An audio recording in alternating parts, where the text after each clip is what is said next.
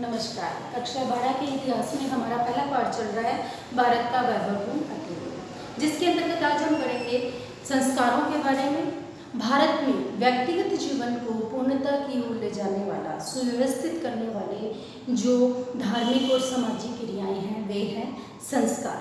मनुस्मृति में 13 और गौतम गृह सूत्र में 40 संस्कारों के बारे में बताया, परंतु वर्तमान में 16 संस्कार है। 16 संस्कार है जो हमारी बुक में दिए हुए हैं। पहला संस्कार गर्भदान, दूसरा पुंसवन, तीसरा सीमंतोयन,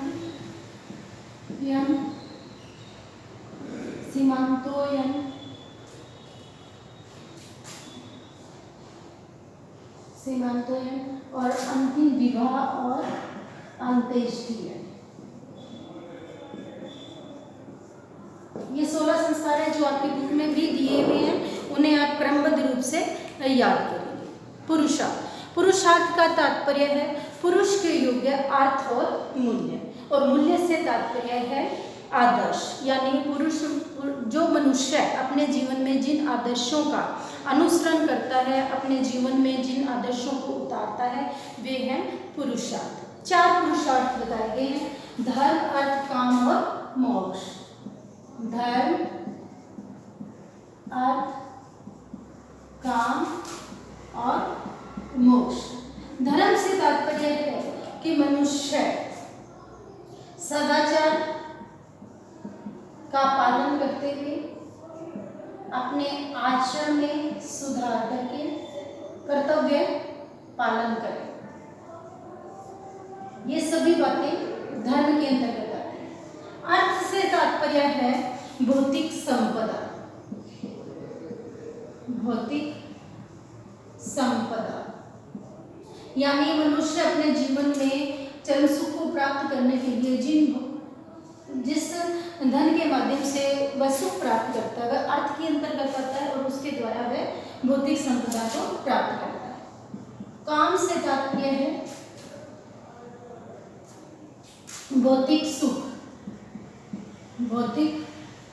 सुख प्राप्त करना, और अंतिम है मोक्ष, यानी मनुष्य सांसारिक जीवन से मुक्ति प्राप्त करे। सांसारिक जीवन से मुक्ति यानी 4 पुरुषार्थों पर चलते हुए मनुष्य अपने पूर्ण जीवन को जिएगा और अंत के अंदर मोक्ष प्राप्त करेगा। ऐसा हमारे ऋग्वेद में बताया गया है। ऋग्वेद के जो लौकिक और परलौकिक ग्रंथ बताए गए हैं उनके अंदर बात की गई है 3 प्रकार के ऋण और 5 प्रकार के युगों के बारे में बताया गया है।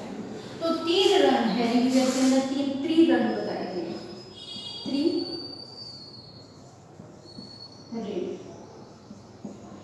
पहला ऋण है पितृ ऋण, दूसरा ऋण है देव ऋण, और तीसरा ऋण है ऋषि ऋण। ये 3 ऋण है। पितृ ऋण को हम संतान उत्पन्न करके इस ऋण को हम चुका सकते हैं। देव ऋण है देवताओं की स्तुति, यज्ञ, हवन, पूजा पाठ करके हम देवताओं के ऋण को चुका सकते हैं। और जो ऋषि ऋण है उसमें हमने जो ज्ञान प्राप्त किया है उस ज्ञान परंपरा का संवर्धन करके ऋषि ऋण की पूर्ति कर सकते हैं। 5 यज्ञ बताए हैं, 5 यज्ञ बताए हैं। ब्रह्म यज्ञ या ऋषि यज्ञ। ऋषि के विचारों का अनुशीलन किया जाता है ब्रह्म यज्ञ के अंदर। फिर है देव यज्ञ जिसमें देवताओं की स्तुति की गई है। पितृ यज्ञ में पिता का सेवा करके, यानी माता पिता की सेवा के द्वारा हम पितृ यज्ञ को पूर्ण कर सकते हैं। फिर है भूत यज्ञ। भूत यज्ञ से तात्पर्य है कि जो मानव जीवन के प्राणी हैं, जीव जंतु हैं, पशु पक्षी हैं, उनको हम भोजन इत्यादि करके इस ऋण से मुक्त हो सकते, इस यज्ञ को पूर्ण कर सकते हैं। और लास्ट यज्ञ है नृप यज्ञ। नृप यज्ञ यानी संपूर्ण मानव का कल्याण करने के लिए, संपूर्ण मानव का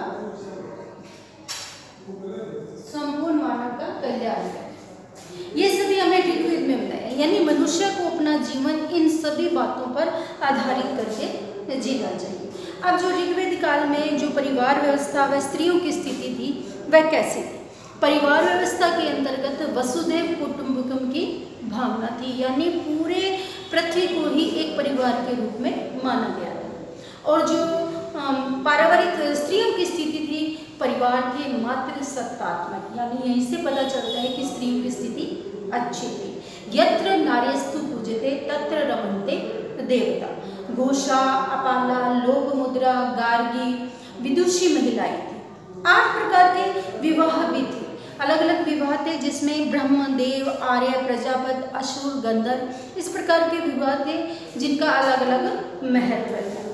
अब धार्मिक जीवन की उपलब्धियां, धार्मिक जीवन के अंतर्गत 3 प्रकार के देवताएं उन्होंने बताई हैं, क्योंकि जो उस समय का काल है वो प्राकृतिक देवताओं को ज्यादा मान्यताएं देते थे। तो वो देवताएं थे हमारे, सबसे पहले हमारा था स्वर्गवासी देवता, स्वर्ग पर आधारित देवता। दूसरा आकाशवासी,